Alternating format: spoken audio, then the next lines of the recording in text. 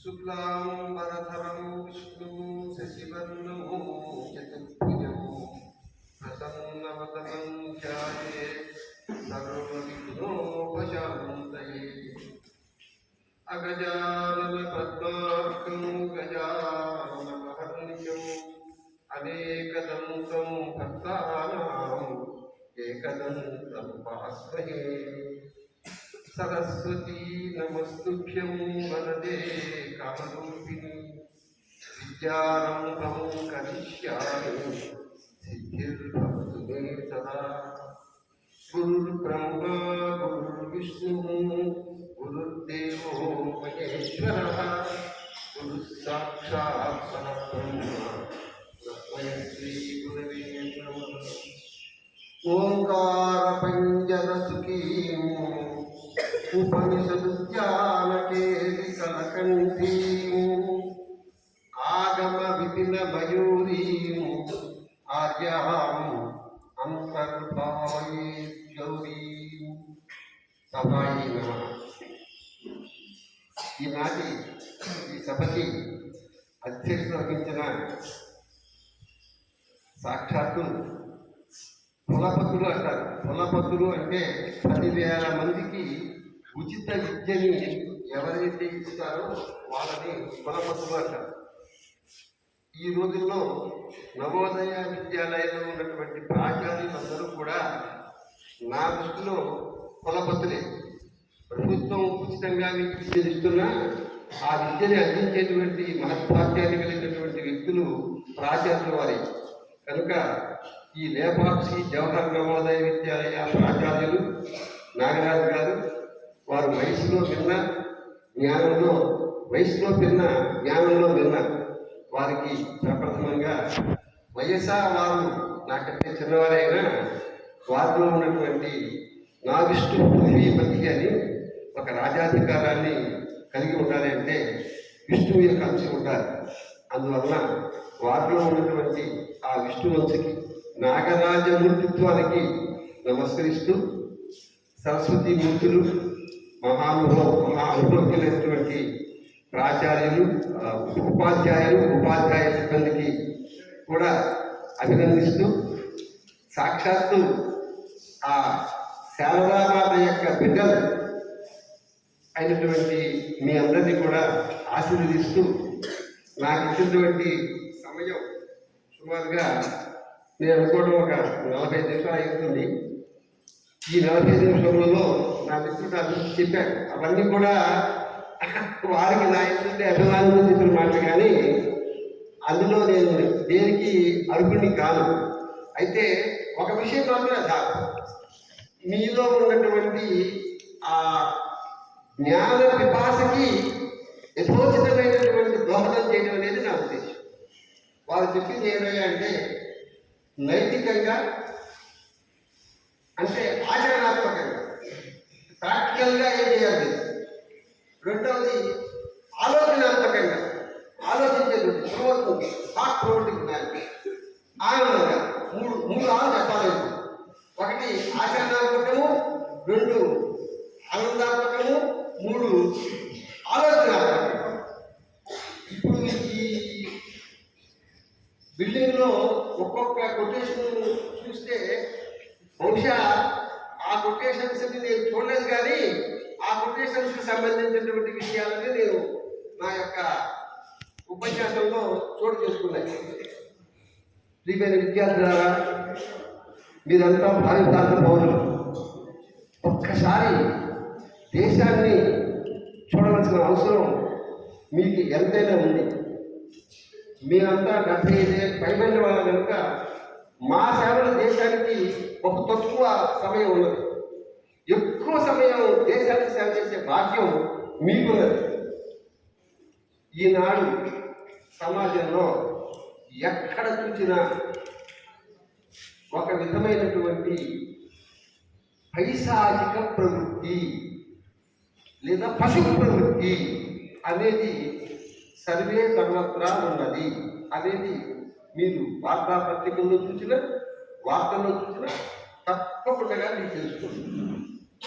దీనికి ఏమిటి కారణం? ఒక వృద్ధుడు చిన్న పిల్లల మీద అత్యాచారం చేయడం అనే దాన్ని మేము పేపర్లో చూస్తూ ఉంటాం. అలాగే తండ్రిని కొడుకు చంపేశాడు, భార్యని భర్త చంపేశాడు. ఇలాంటి దుర్వార్తలని పేపర్లలో కానీ పబ్లిక్ న్యూస్లో కానీ వింటున్న మాట వాస్తవమా అవాస్తవమా అనే దాన్ని మీరు నాకు చెప్పాలి. వాస్తవం అయితే ఎత్తండి, అవాస్తవం అయితే మాట్లాడుకోవచ్చు. వాస్తవమా కాదు? ఈ విధమైనటువంటి వార్తలు పత్రికల్లో రావడం వాస్తవమా కాదా? Very good. దీనికి ఏంటి కారణం?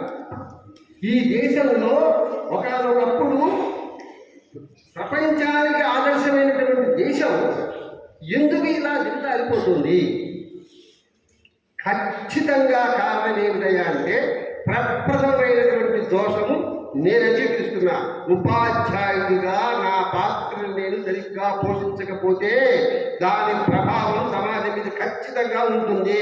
ప్రప్రథమ దోషము వీటికి కారణం ఉపాధ్యాయులు, రెండవది తల్లి తండ్రి, మూడవది సమాజం. వ్యక్తి మాత్రం కాదు. మీరు కావాలంటే ఎక్కడైనా ఒక అత్యాచారం జరిగింది అంటే దాన్ని మీరు క్లియర్గా అనలైజ్ చేసినట్లయితే డెఫినెట్గా fault lies with the parents and the teachers and the society, not with the government. ఖచ్చితంగా సమాజానికి దోహం చేసేవాళ్ళు ఎవరైతే వీళ్ళు. దీనికి ఏమిటి కారణం? ఇప్పుడు విద్య అంతా కూడా ధన ప్రధానం అయిపోయింది. నిజానికి విద్య అనేది ధనం కోసం కాదు. ధనం అనేటువంటిది వేరు, విద్యాధనం వేరు. దానికి దీనికి పోయి ఆపోజిట్. కానీ ఎందుకని అయిందయ్యా అంటే ఈ కమర్షియల్ కాలేజెస్ వచ్చేసినాయి, కార్పొరేట్ కాలేజెస్ వచ్చేసినాయి. ఆ మానవుడికి ఆ పసితనంలో 9 ఏళ్ల బిడ్డ సరిగ్గా 9 సంవత్సరాల నుంచి 16 సంవత్సరాల వరకు జీవితంలో అత్యంత మహోత్కృష్టమైనటువంటి సమయం. దీనికి ఒక కథ కూడా టైం లేక చెప్తాను. ఇది బ్రహ్మ ఇచ్చిన వరం. ఈ పసి హృదయంలో పిల్లల యొక్క హృదయం వెన్నపూసలాగా ఉంటుంది. వెన్నపూస. ఆ వెన్నపూస లాంటి హృదయం మీద మనం ఏ ముద్రలు అయితే వేస్తామో ఆ ముద్రలే పెద్దవైన తర్వాత వాళ్ళలో ప్రతినిధి. ఆ బిడ్డలకి నీతి ఎలా ఉండాలి, ఎలా మెలగాలి, సొసైటీలో ఏం చెయ్యాలి. నిజంగా మీరందరూ ఇక్కడ వచ్చినప్పటి నుంచి చూస్తున్న మీ ఉపాధ్యాయులు, మీ గురువులు, మీ ప్రిన్సిపల్ గారు, మీ పీజీ గారు, మీ మ్యూజిక్ మాస్టర్ గారు ఎవరో ఒకరు మిమ్మల్ని ఇంత సుశిక్షంగా తీర్చకుండా ఉంటే ఒక క్రమశిక్షణ కలిగిన సైనికులాగా ఈ అసెంబ్లీ నిర్వహించడం సాధ్యపడదు. ఒక్క జవహర్ నవోదయ విద్యాలయాలలోనే ఇంకా ఈ సంస్కృతిని పిల్లలకి అందించి దేశాన్ని బాగు చేయాలనేటువంటి తపనతో పనిచేసే ఉపాధ్యాయులు ఉన్నది అంటే ఒక్క జవహర్ నవోదయ విద్యాలయాల్లో మాత్రమే.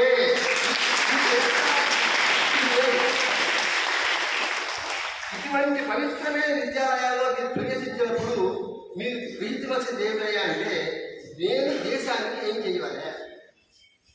Values are not to be taught, values are to be caught. నైతిక విలువలు అనేటువంటి వాటిని మనము గ్రహించాలి. అవి మనకి ఎవరు చెప్తారు, గ్రహించాలి. అందువల్ల ముందు మనం హౌ టు స్పీక్, మీకు మా మిత్రుడు చెప్పినట్లుగా నేను చెప్పేది ఏంటంటే హౌ టు స్పీక్. మీరంతా కూడా తెలివి పెద్దలైన తర్వాత చూడండి, treat people the way you want to be treated. Talk to the people the way you want to be talked, that you expect it is and not to be given. ఇందా మాట లేదా? అదే మాట మాటల చేత దేవతలు మన్ననలండి వరంబుదిచ్చెదరు. చక్కగా నువ్వు మాట్లాడి భగవంతుడు ప్రార్థిస్తే ఆ దేవత నీకు వరాలు. మాటల చేత భూపతులు మన్నన చేసి తన ఉంగులిచ్చెదరు. ఒకప్పుడు రాజాస్థానంలో వాళ్ళని బాగా పొగిడి వాళ్ళ మనసుని రహింపజేస్తే వాళ్ళు డబ్బులు ఇచ్చేవారు రాజు. మాటతోటే భగవంతుడి యొక్క అనుగ్రహం, మాటతోటే రాజానుగ్రహం. మాటల చేత కామినులు మన్నన చేసి సుఖములిచ్చెదరు. మాటల వల్లనే మనుషులు మనకి అనేక రకాల విధంగా మనల్ని సుఖపెడతారు. కనుక మాటలు నేర్చుకున్న చక్కగా మాట్లాడటం లేదు కానీ మనకి రాకపోతే అవమానం న్యూనత మానభంగం అవమానం. If you are not able to speak properly you will be insulted. అవమానము. రెండవది న్యూనత, ఇన్సల్ట్. చక్కగా ఎంత బ్రహ్మాండంగా ఈ నవోదయ విద్యాలయంలో చదువుకున్నటువంటి పిల్లలు ఉద్యోగాలు చేసిన తర్వాత ఆ ఉద్యోగాల్లో వీళ్ళు మాట్లాడుతుంటే వాళ్ళ సహచరులతో అడిగేవారట. నా ఫీడ్బ్యాక్, నా శిష్యులు నాకు ఫీడ్బ్యాక్ చెప్తారు, మీరు ఎందుకని ఇంత బాగా అన్ని అంశాల్లో ముందుకుంటున్నారు, మేము ఎందుకు ఉండలేకపోతున్నాము, మీరు పాటల్లో ఉంటారు, సాంస్కృతిక కార్యక్రమాల్లో ఉంటారు, అన్నింటిలో యాక్టివ్గా ఉంటారు, మేము ఉండలేకపోతున్నాము ఏమిటి అని నవోదయ విద్యాలయంలో చదువుకుని ఇంజనీర్లు అయిన వాళ్ళని, డాక్టర్లు అయిన వాళ్ళని, కలెక్టర్లు అయిన వాళ్ళని, పెద్ద పెద్ద వాళ్ళందరినీ కూడా అడిగితే వాళ్ళు ఏం చెప్పారయ్యా అంటే, మాకు నవోదయాలో మా గురువులు చెప్పినటువంటి ప్రభావం వల్ల మేము ఇలా ఉంటున్నాము. That is the feedback what I got.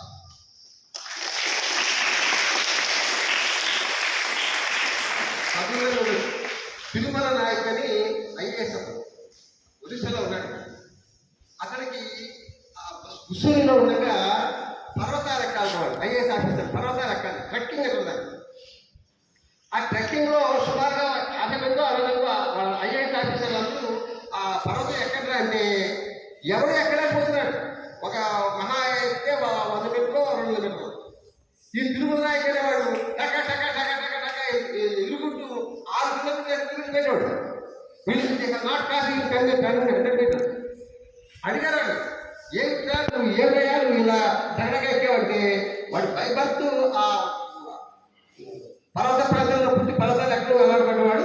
రెండోది మనకి నవోదయాలో ట్రెక్కింగ్ ప్లస్ వాకింగ్ ఉంది కాబట్టి ఆ నవోదయ వల్ల నేను అయ్యని చెప్పాను. అందువల్ల మనం ఏం చెప్పేది అంటే చక్కగా ముందు మీరు మాట్లాడటం నేర్చుకోవాలి. ఆ కేవలం ఈ మాట్లాడటం మీదనే మాట్లాడటం ఉపయోగిస్తే సుమారుగా చాలా ఉపయోగపడుతుంది. కనుక dear children, first of all I want to tell you speak properly. చక్కగా మాట్లాడాలి, వేగంగా మాట్లాడకూడదు, గబగబా మాట్లాడకూడదు, నిదానంగా మాట్లాడకూడదు. మాట్లాడినప్పుడు నా మాట మీ యొక్క చెవికి వెళుతుంది. ఒక మాట చెవికి వెళ్ళిన తర్వాత మళ్ళీ ఇంకొక మాట మాట్లాడాలి. అప్పుడు ఏమవుతుందన్నమాట, మీ చెవి నా మాట రిసీవ్ చేసుకుంటుంది. మనం కూడా ఎవరైనా నేనే ఉన్నాను ప్రిన్సిపాల్ మాట్లాడాలి, అయ్యా నాకు కొంచెం పని ఉందండి, మా ఇంటికి మా వాళ్ళ ఒక నిమిషం పాటు నేను వెళ్ళొస్తానండి అని మృదువుగా వారు చెప్తే అలాగే వెళ్ళి వెళ్ళండి నేను అన్నమాట ఆయనకి అర్థం కదా, ఆయన మాట నాకు అర్థం. తద్వారా నా యొక్క ఫలితం నా యొక్క పూర్తిగా అడిగారు. So speak properly. నెంబర్ 1, నేను అనుకున్నానయ్యా అంటే ఒక పుస్తకము ఒక పెన్ను పుచ్చుకుంటే నేను చెప్పి రాసుకుంటానేమో అనుకున్నా. మా మిత్రులు ఇవన్నీ మీరు నాకు ఇచ్చుకోండి అని నేను పిల్లలకి అందజేస్తానని చెప్పాను. కనుక నేను మొట్టమొదటిగా నా యొక్క నైతిక విలువలు అనే దానిలో మొట్టమొదటిగా అంశంగా నేను చెప్పింది ఏంటయ్యా అంటే ఎలా ఎలా మాట్లాడాలి. తర్వాత అక్కడ ఉంటుంది, ఏ man without education is like A building without foundation. పునాది లేని భవనం ఎలాగో విద్య లేని వారి జీవితం అలాగా. అదే విషయాన్ని భర్తృహరి సంస్కృతంగా చెప్పాడు. దానికి ఏనుగు లక్ష్మణకవి గారి యొక్క అనువాదం. ఇది మీ అందరికీ తెలిసే ఉంటుంది, తెలియనే కాదు. విద్య యొక్క ప్రయోజనం ఏమిటి? నేను ఒకరికి చెప్తూ ఉంటాను, మీరు వేరు పడుతూ ఉండండి. నేను అంటూ ఉన్నప్పుడు మీరు పెడుతూ ఉంటే మీరు యాక్టివ్గా ఉంటారు, లేకపోతే డలైపోతారు. అందుకు చెప్తున్నాను, విద్య నిగూఢగుప్తమగు విత్తము. విద్య నిగూఢగుప్తమగు విత్తము. నిగూఢగుప్తమగు విత్తము అంటే దారి ఉన్నటువంటి ధనము. మీ అందరిలో కూడా చదువునేటువంటిది ఒక డబ్బు పెట్టుబడి. బ్యాంకులో ఎలాగైతే డబ్బు ఉంటే డ్రా చేసుకుంటామో, మీలో విద్య అనేటువంటి డబ్బు ఉంటే ఎప్పుడు కావాలంటే ఇప్పుడు డ్రా చేసుకోవచ్చు. అయితే ఈ మైండ్లో ఉన్నటువంటి విత్తములకు బ్యాంకులో ఉండే విత్తములకు తేడా ఏమిటి అంటే, బ్యాంకులో డ్రా చేసుకుంటే అయిపోతూ ఉంటుంది, ఈ బుర్రలో డ్రా చేసుకుంటే తిరుగుతుంది. విద్య నిగూఢమగు విత్తము రూపము పురుషాళికి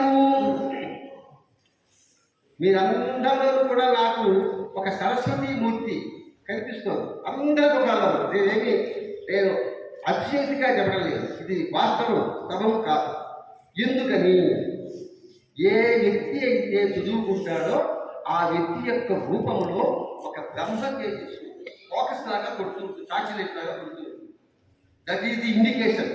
నీవు ఎంత చదువుకున్నవాడివి అనే దానికి ఇండికేషన్ ఏమిటయ్యా అంటే నీ ముఖం. మిమ్మల్ని ఈ డ్రెస్ తీసేసేసి ఏమి చదువుకోకుండా పదార్థాలు తిరిగేటువంటి ఒక అమ్మాయికి ఈ డ్రెస్సు వేసి మీకు ఆ డ్రెస్సు వేస్తే ఖచ్చితంగా అమ్మాయి చదువుకోలేదు, చదువుకోవాలని చెప్పేస్తారు. కనుక చదువు వలన అందం వస్తుంది, రూపం.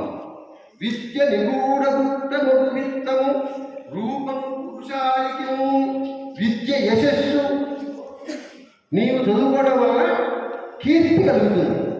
మరి ఈ రోజున మీ ఇక్కడే ఈ కర్నూలు జిల్లాలో అనంతపురం జిల్లాలో పనిచేసి పెట్టాడు ఐఏఎస్ ఆఫీసర్ గంధం చంద్రుడు గారు. మరి ఆ గంధం చంద్రుడు గారు అని ఆయన మన అల్మిని దాంట్లో చీఫ్ గెస్ట్గా పిలిచాడు. ఎలా వస్తుంది పేరు మీకు తెలిసి ఉంటుంది. మన మన చంద్రయానంలో కూడా ఎంతమంది తెలుసు, సుమారుగా 14 మందో 15 మందో నవోదయ విద్యాలయాలు చదువుకున్న శాస్త్రవేత్తలు చంద్రయానికి దాంట్లో సహకరించారు. ఆ విషయం తెలిసే ఉంటుంది. మీరు చిన్నపిల్లలు ఏమో ఇందులో ఎంతమంది గొప్ప గొప్ప కలెక్టర్లు అవుతారో, ఎంతమంది గొప్ప గొప్ప ఇంజనీర్లు అవుతారో, ఎంతమంది గొప్ప గొప్ప మినిస్టర్లు అవుతారో, కాంట్రాక్టర్లు అవుతారో, ఈనాడు ఉన్న ఈ చిన్న తత్వం ఉంటుంది. దానివల్ల చదువు అనుకోవాలి. నేను ఒక మంచి కీర్తి గల పర్సనాలిటీగా డెవలప్ కావాలి. After going up, after going better, I must get some name and fame. మా అమ్మకి, మా నాన్నకి, మా గురువులకి, మా విద్యాలయానికి ఐ షుడ్ బి ప్రౌడ్ అనేటువంటి భావనతో విద్య చదువుకోవాలి. ఏదో చెప్తున్నారు, ఏదో చదువు అది కాదు. విద్య యశస్సు భోగకరి. నేను చెప్తున్నా, 10వ క్లాసులో ఖచ్చితంగా 4 గంటలు చదవాలి. మీరు రాసుకొని కావాలండి. ఇంటర్మీడియట్లో 6 గంటలు, డిగ్రీలో 8 గంటలు, గ్రూప్ 1, గ్రూప్ 2 సివిల్ సర్వీసెస్కి 12 గంటలు. రోజుకి ఈ విధంగా మీరు చదువుకుని ఒక్క 22 ఏళ్ల పాటు కానీ మీ నాలుకని బాగా ఆడించారా, ఈ శరీరం యావత్తు జీవితాంతం సుఖంగా ఉంటుంది. అరంగుళం నాలుకని ఆడించడానికి నువ్వు బద్దకించావా వయస్సులో, జీవితాంతము బరువు పోయాలి. మీరు కావాలంటే నేను చెప్పింది రాసుకోండి. బహుశా మీరు ఆ వయసుకు వచ్చినప్పుడు బ్రతుకు ఉండవచ్చు, ఉండకపోవచ్చు, కానీ ఖచ్చితంగా మీరు యావత్ భోగకరి మహాసుఖాన్ని నిర్మించే ఉద్యోగాన్ని సంపాదిస్తారు. ఇది రేషియో. 10వ క్లాస్ వాళ్ళు 4 గంటలు, 12వ క్లాస్ వాళ్ళు 6 గంటలు, డిగ్రీ వాళ్ళు 8 గంటలు, ఐఏఎస్ ఐపీఎస్ వాళ్ళు 12 గంటలు. మీరు కావాలంటే కాంపిటీషన్ సక్సెస్ అనేటువంటి ఒక దాంట్లో ఐఏఎస్ ఆఫీసర్ రివ్యూ ఇస్తారు. ఆ రివ్యూ చదవండి మీరు, అది చదవండి. భోగకరి విద్య, విద్య భోగకరి, విద్య గురువుడు. నువ్వు చదువుకుంటే 10 మందికి చెబుతావు. ఈవేళ బాగా చదువుకున్న మ్యాథమెటిక్స్, ఆ మ్యాథమెటిక్స్ నువ్వు ఇవాళ కొంతమంది రాలా, వాళ్ళు మళ్ళీ క్లాస్ వచ్చినప్పుడు ఏం చేయాలి? ఏమే నేను మాస్టర్ గారు మనకి ఇది చెప్పారే, ఇది చదువుకోవాలి అని చెప్తే నీకు చెప్పింది గట్టి పడుతుంది, తెలియదా అసలు తెలియజేస్తుంది. నీవు ఇప్పటి నుంచి కూడా చదువుని ఇతరులకి చెప్పే ప్రయత్నం చేయాలి. This is very important. దీన్ని ఏమంటారంటే నాన్ ఫార్మల్ ఎడ్యుకేషన్, అసంకల్పిత ప్రతీకార విధిగా చదువుకోవడం. ఒక గదిలో కూర్చుని తీసుకెళ్ళి అనే దానికన్నా నలుగురు కూర్చుని A+B² ఇది అని నువ్వు చక్కగా అనుకుంటూ ఉంటే వినిమయం వల్ల నీకు జ్ఞానం పెరుగుతుంది. కనుక విద్య గురు విదేశ బంధుడు. నీవు కానీ బాగా చదువుకుని ఏ దేశంలోకి వెళ్ళినా నీకు అందరూ బంధువులే. నీకు ఒక తెలుగు మాత్రమే వచ్చు, ఇంకేమీ రాదు. అప్పుడు విదేశాలకు వెళ్తే నువ్వు ఏ విధంగా పొందలేదు. కాబట్టి విద్య వల్ల ఎన్నో ఉపయోగాలు చూడండి. విద్య విశిష్ట దైవతం, విద్యకు సాటి తనము లేదినము, విద్య నృపాల పూజితం. కాబట్టి విద్య ఎదుంగని వాడు వర్చుడే. అది ఏ బిల్డింగ్ వితౌట్ ఫౌండేషన్. చదువు లేకపోతే అది కదా. ఆలోచనలు వస్తున్నాయా మీకు? Are you not interested with my voice? Are you not able to understand? అంటే ఆయన నాకు ఇచ్చినటువంటి అంశాన్ని దాని వల్లనే చెప్తున్నారు. పిల్లలకి నైతిక విలువలు కావాలంటే ముందు కావాల్సిన మాట, తర్వాత చదువు. ఆ చదువు గురించి చెప్పారు. ఈ లోకంలో మనకి ఎంతమంది జరుగుతారు మీకు చెప్పండి. Just any one of sir నాకు ఇంతమంది జనులున్నారు. లోకంలో ఉండే జనులు నేను చెప్తున్నా ఎన్ని రకాలు చూడండి. స్వజనులు అంటే మావాడు, పరజనులు ఆపోజిట్ రెండు. అవునా? స్వజనులు పరజనులు. రెండు ఎక్కడండి మీరు బాడీని యాక్టివ్గా చేసుకుంటూ ఉంటే బయట యాక్టివ్గా ఉంటుంది, లేకపోతే డెడ్ అయిపోతుంది బయట. స్వజనులు పరజనులు అర్థమవుతుందా బాబు? అందరికీ నెక్స్ట్ దుర్జనులు సాధుజనులు. Bad people, good people. కాబట్టి మనవాళ్ళు ఇతరులు, మంచివాళ్ళు చెడ్డవాళ్ళు. ఎంతమంది అడిగి నాలుగు. ఇకపోతే నృపజనులు విద్వజ్జనులు, పరిపాలించేవారు తెలివైనవాడు. ఎన్నే చెప్పండి మళ్ళీ. స్వజనులు, పరజనులు, దుర్జనులు, సజ్జనులు, నృపజనులు, విద్వజ్జనులు. ఆయనే శత్రువులు, గురుజనులు, కాంతాలు 9 మంది. నీవు రేపు పెరిగి పెద్దవాళ్ళు అయిన తర్వాత ప్రిన్సిపాల్ గారిలాగా పరిపాలన చేయాలి అంటే వాట్ ఆర్ ది ప్రిన్సిపల్స్? నైతికంగా అంటే నీతిపరంగా. నేను ఆ మిత్రులు చెప్పినటువంటి నైతిక విలువలు అనే చట్టానికి లోపల మాట్లాడుతున్నాను. నీవు ఇప్పుడు ఉన్నావు, పెరిగి పెద్దవాడు అవుతావు, ఒక పదవి వస్తుంది. ఒక కలెక్టర్ పదవాను, ఉపాధ్యాయ పదవాను, లేదా ప్రిన్సిపాల్ పదవాను, ఏదో పదవి వస్తుంది, డాక్టర్ ఏదో అనుకో. అప్పుడు ఏం చేయాలి? ఫస్ట్ దాక్షిణ్యం స్వజనే. నీ యొక్క ఎవరైతే నీ వాడు అనుకుంటామో వాళ్ళ ఏం చేయాలి అంటే దాక్షిణ్యం, కరుణ. నీకు అర్థమయ్యేట్లే చెప్తా. నీ దారిలోనే నీ బెడ్, ఒక బెడ్ కింద ఒకరు ఉంటారు, బెడ్ పైన ఉంటారు. అప్పుడు అలా ఉంటే వ్యవస్థ ఎలా తెలియదు. ఆ బెడ్ పైన ఉన్నటువంటి అమ్మాయి కానీ అబ్బాయి కానీ కొంచెం జ్వరం వచ్చో తలనొప్పి వచ్చో పాపం సిక్ అయ్యి ఆమె నీతో పాటుగా డైరెక్ట్ రాదు. ఆ అమ్మాయి పైన ఉండిపోతుంది, నువ్వు కింద నువ్వేం చేయాలి? నీ పళ్ళెము నీ ప్లేట్లు పట్టుకెళ్ళడంతో పాటుగా ఆ పైన ఉన్న అమ్మాయిని, అక్కయ్య పెద్దదైతే చిన్నదైతే నీకు ఒంట్లో బాగుపడలేదు కదా, నేను మెస్ నుంచి ఏమైనా పట్టమంటా, పాలు పెట్టరానా, తాగుతావా అని నీ ఎందు ప్రేమ గల వ్యక్తుల ఎందు నీవు దయా స్వభావాన్ని కలిగి ఉండాలి. మీ అందరికీ తాతయ్య ఉంటారు ఇంటి దగ్గర. సాధారణంగా ఈ తాతయ్యలందరూ కూడా ఈ మనవల మీద మనవరాళ్ళ మీద ఎంతో ప్రేమ కలిగి ఉంటారు. ఆ ప్రేమతోటి అమ్మాయి మనవరాలా కొంచెం అగలెట్టు పెట్టుకురాగే, దాహం వేస్తుంది అని పాపం ఆయన ఉడుకుతూ అడుగుతాడే. నీవేం చేస్తావు? జరేసేసుకుని, డ్రెస్ వేసుకుని, బెల్ట్ పెట్టుకుంటూ, పూలెట్టుకుంటూ, ఆటో వచ్చేస్తుంది కాబట్టి వెళ్ళిపోవాలని హడాడు. ఊరుక తాతయ్య ఎప్పుడు నీ ట్యాబ్లెట్ అంటావు అని నువ్వు అన్నావు. మీ తాతయ్య యొక్క మనస్సు ఎంత బాధపడుతుందో ఒకసారి ఊహించుకో.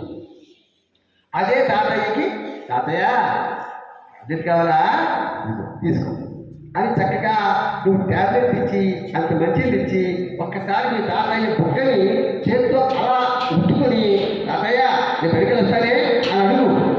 మీ తాతయ్య ఇచ్చిన ఆశీర్వాదం నీకు జీవితాంతం పట్టుబడి. అది దాక్షిణ్యం స్వజనే. మీ యొక్క ఆత్మీయులందు మీరు ప్రేమతో ఉండాలి. రామాయణం అంత సరిగ్గా నేను చెప్పినవన్నీ కూడా రాముల వారికి అప్లై ఉంటాయి. అది మళ్ళీ అది పెద్ద చాప్టర్. రాముల వారు స్వజనుల దాక్షిణ్యాన్ని ఎలా కలిగి ఉన్నారు, ఎక్కడెక్కడ ఎలా ఉన్నాడు, అదో పెద్ద టాపిక్. ఆ టాపిక్ మనకి వెళ్ళాలా?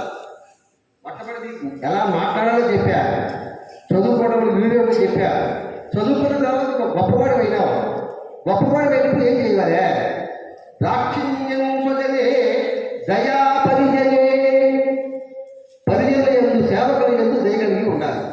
ప్రిన్సిపాల్ గారు ఉన్నారు, మేమందరం కూడా వాటిని పనిచేస్తాం.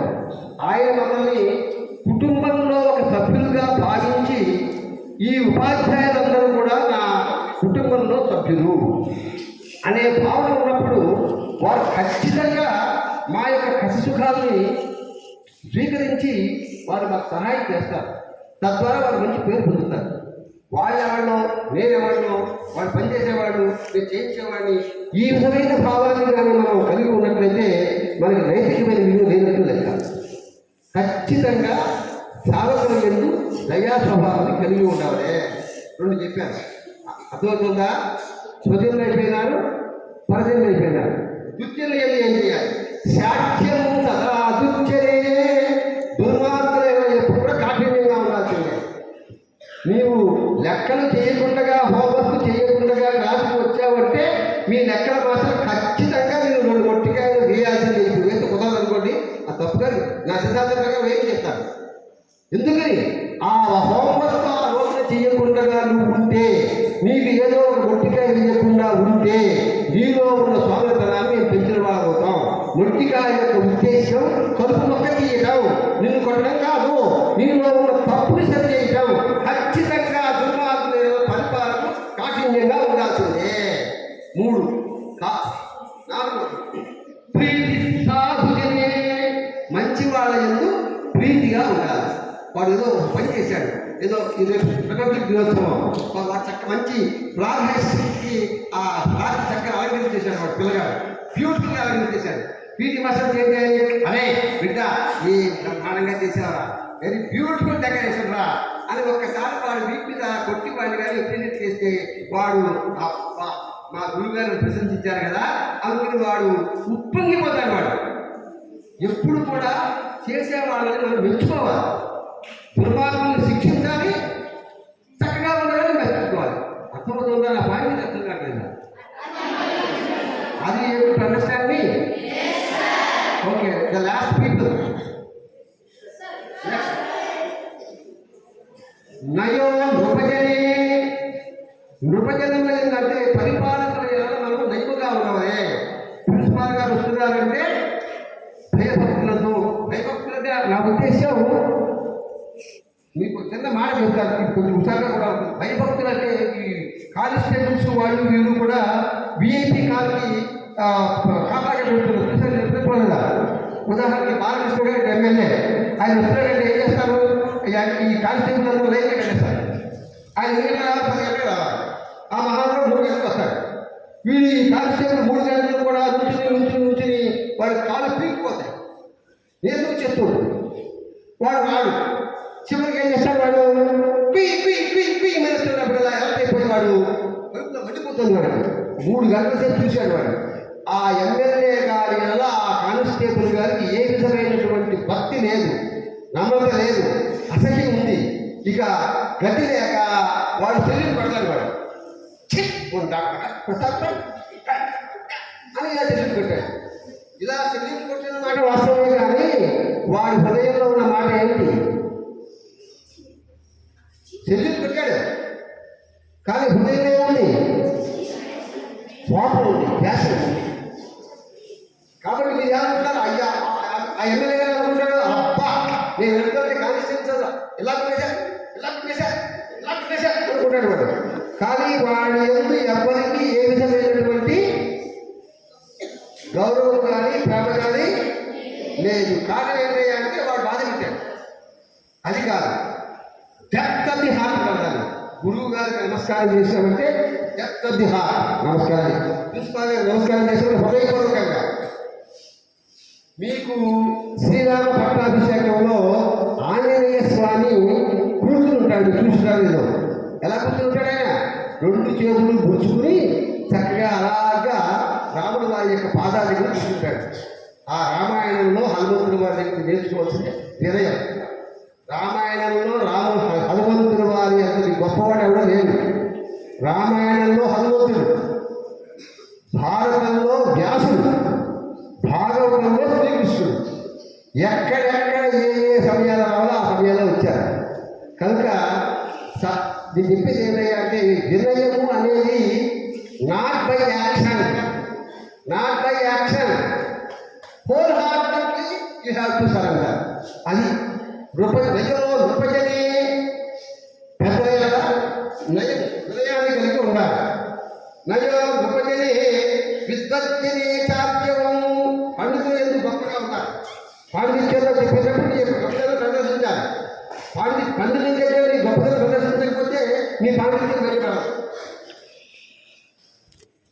శౌర్యం శత్రుజనే, శౌర్యం శత్రుజనే, శత్రువుల ఏడ శౌర్యం ఉండాలి. కబడ్డీ ఆడుతున్నాం, అందరూ కూడా మీ నవోదయ పిల్లలే.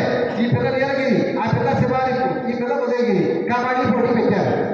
కబడ్డీ పోటీలో ఈ పక్కన ఉన్నాం, ఆ పక్కన అమ్మాయి ఉంది. దాని గురించి పక్కనే ఉన్నారు మీరు. ఇంత కోచ్ ఆ అమ్మాయి శత్రువు, శత్రువు అంటే ఎక్స్పర్ట్. అక్కడ నువ్వు కబడ్డీ కబడ్డీ కబడ్డీ కబడ్డీ కబడ్డీ కబడ్డీ అని ఆ అమ్మాయిని కప్పించి అని కట్టలు పాయి పెట్టాలా. అమ్మో మా పక్కనే ఉంది కదా, మా అక్కయ్య కదా, నేను కబడ్డీ అంటే బాగుంటుందా, ఏమే అక్కయ్య కబడ్డీ కబడ్డీ కబడ్డీ అని అంటే ఆ కబడ్డీ ఆటలో గొప్పదనం లేదు. కాబట్టి పరాక్రమం శౌర్యం శత్రుజనే, యుద్ధంలో టప్ప టప్ప టప్ప కొట్టేవే. మీకు ఏది యుద్ధం చెప్పండి? విద్యార్థులకు యుద్ధక్షేత్రం ఉంటుంది. ఏంటది? పరీక్ష. పరీక్షల్లో క్వశ్చన్ పేపర్ తీసుకోవడం, ఒక్కసారి సభను తెలుసుకోవడం, ఏ ఇచ్చారు నా క్వశ్చన్లో అనుకోవడం, పట్టా పట్టా పట్టా రాసేది కొట్టేది, రాసేది కొట్టేది, రాసేది కొట్టేది, 100 బార్. అది శౌర్యం శత్రుజనే, క్షమా గురుజనే. గురుజన ఎందుకు క్షమ, ఓర్పు ఉండాలి. మీ గురువు చెప్తుంటారు అనేక రకాల పనులు, అప్పుడు ఓర్పుగా చేయాలి. గురువులు ఎప్పుడు కూడా ఆ ఓర్పు ధనాన్ని ప్రదర్శించుకుంటూ ఉండకూడదు. కాంతాజనే దుష్కత, ఇది భారతీయ సంస్కృతి. ఇది గొప్ప చాపం. భారతదేశము ఆడవాళ్ళకు ఇచ్చినంత గౌరవము ప్రపంచంలో ఏ దేశంలో ఇవ్వలేదు. నేను చెప్తున్నాను. ఎత్ర నార్యస్తు పూజ్యంతే రమంతే తత్ర దేవత. ఎక్కడైతే ఆడపిల్లలు ఆడవాళ్ళు చక్కగా కిలకిల కలకల నవ్వుతూ ఉంటారో అక్కడ లక్ష్మి తాండవిస్తుంది. ఆడపిల్లలకి అలాంటి సౌకర్యం ఉంది. ఆ ఆడపిల్ల కానీ కళ్ళంటే నీళ్లు పెట్టి ఆ నీటి బిందువు కానీ కింద పడిందా అదంతా నాశనమైంది. సీతామహాదేవి యొక్క కంటి నీళ్లు లంకలో పడ్డాయి, లంకంతా ధ్వంసమైంది. మన భారతదేశం ఆడవాళ్ళకి అంత గొప్ప స్థానం ఇచ్చింది. మాత పిత రక్షతి కౌమాయే, నీ వయసులో నువ్వు రక్షించవలసిన నీ నాన్న. పుత్ర రక్షతి భర్త రక్షతి యౌవనే, ఎవరో భర్త. పుత్ర రక్షతి వార్ధక్యే, పుత్రుడు వార్ధక్యంలో. నస్త్రీ స్వాతంత్ర్యం అని పిచ్చి మాట చెప్పారు. నస్త్రీ స్వాతంత్ర్యం అని చెప్పి ఆడవాళ్ళకి చెప్తున్నారు, అది వచ్చి మాట. Please don't comment like that. ఆడవాళ్ళకి ఎప్పుడు అండగా ఉండు. ఆడదాన్ని స్వతంత్రం లేకుండా ఒక్కడ అండగా వదిలిపెట్టకు. ఆడపిల్లకి ఎప్పుడు అండగా ఉండు అనేది మన భారతీయ సంస్కృతి. ఎక్కడ స్త్రీలు కల్పించినా ఈ భావన మనకు ఉండాలి. మనకి అమ్మ, చెల్ల, అక్క ఈ భావన కానీ మన మనసులో ఉందా ఈ విధమైనటువంటి పైశాచిక ప్రవృత్తి ప్రపంచంలో ఉండదు. అది మీరు ఇప్పటి నుంచే తెలుసుకోవాలి. ప్రహ్లాదకి కన్నుకి అన్యకాంతలడ్డమైన వాగ్భావన చేసి పరువాడు ఎవరైనా కల్పిస్తే మాట్లాడుతూ కనుక ఆడవాళ్ళ ఎందుకు చాలా సానుభూతితో ఉండాలి. ఈ విధంగా ఎవరైతే ఉంటారో వాళ్ళు ప్రపంచంలో అందరికంటే గొప్పవాళ్ళు అవుతారు అని నైతికంగా మీరు ఒక పరిపాలనా పరంగా ఎలా ఉండాలి, ఎలా మాట్లాడాలి, ఎలా చదువుకోవాలి, పరిపాలనా పరంగా ఎలా ఉండాలి. ఇకపోతే మీరు సమాజంలో ఒక పువ్వులాగా ఉండాలి. పువ్వు ఎవరు చెప్పండి? చెట్టుకు పువ్వు పూస్తుంది, ఆ పువ్వు పసుకుంటాం, చల్లదు. పువ్వు ఉందా అందరి యొక్క తలకాల్లో ఉంటుంది, లేదా పడిపోయి అక్కడే నువ్వు కూడా భారతదేశంలో గొప్ప విద్వాంసుడిగా గొప్పవాడిగానే కావాలి. భారతదేశంలో తలమానికంగా ఉండాలి పువ్వులాగా, లేదా ఎక్కడ పుట్టవాడు అలా జీవితాన్ని పంచుకోవాలి. కనుక చక్కగా మాట్లాడండి, చక్కగా చదువుకోండి, చక్కగా పరిపాలన చేయండి, చక్కగా మీ జీవితాల్లో ఉన్నత స్థానంలోకి వెళ్ళడం కోసం ప్రయత్నం చేయండి. ఇంకా చాలా ఉన్నాయి కానీ సమయాభావం వలన ఈ ఈ- ఈ రాసినటువంటివి మా మిత్రులకు ఇస్తాను, వాటిని మీకు జిరాక్స్ కాపీలు ఇస్తాను. ఇవి భర్తృహరి నీతి శతకంలో ఉన్న పద్యాలు.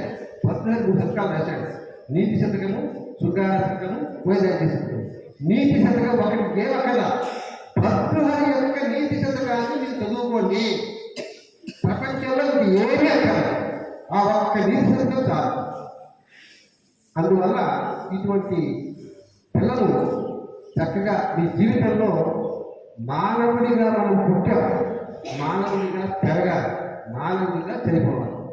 మానవుడికి దానవుడికి తేడా లేకుండా బతికితే మానవుడి దానవుడి తేడా ఏమి ఉండదు. కనుక dear children, I firmly believe, I quiet confident, ఇంతటి విద్యావంతులు సాంస్కృతికులైన ఉపాధ్యాయుల యొక్క పర్యవేక్షణలో మీరు చక్కటి విషయం నేర్చుకొని నైతికంగా అభివృద్ధి చెంది దేశమాతకి తలబానికమై కన్న తల్లికి, కన్న తండ్రికి, చెప్పిన గురువుకి, చదువుకున్న పాఠశాలకి పేరు తీసుకొచ్చి మీ యొక్క భవిష్యత్తు ఇతోధికంగా 3 భూములు 6 కాయలుగా ఉండాలని, ఆయురారోగ్య ఐశ్వర్యాలతో తినాలని ఆ సరస్వతి మాత మీకు సంపూర్ణమైనటువంటి కటాక్షాన్ని ఇవ్వాలని మనసాల కోరుతూ, ఇప్పుడు నేను చెప్పిందన్నీ కూడా ఆచరణాత్మకము అని చెప్పారు. ఇక ఆలోచనాత్మకము, ఆనందాత్మకమైన పద్యాలని మా మిత్రులు ఒక బ్రేక్ ఇచ్చి చెప్పాలని కనుక ఒక్క 2 మాటలు చెప్పి ముగిస్తాను. అది కూడా నేను ఇష్టపడకపోతే ఇంతతో నా ఉపన్యాసాన్ని ముగిస్తాను. అందువల్ల ఆ సరస్వతి దేవి మిమ్మల్ని అందరినీ ఆయురారోగ్య ఐశ్వర్యాలతో రక్షించాలని మనసా ప్రార్థిస్తూ, ఓం సహనా భవతు సహనౌ భునక్తు సహ వీర్యంకరవావహై తేజస్వినావధీతమస్తు మా విద్విషావహై. ఓం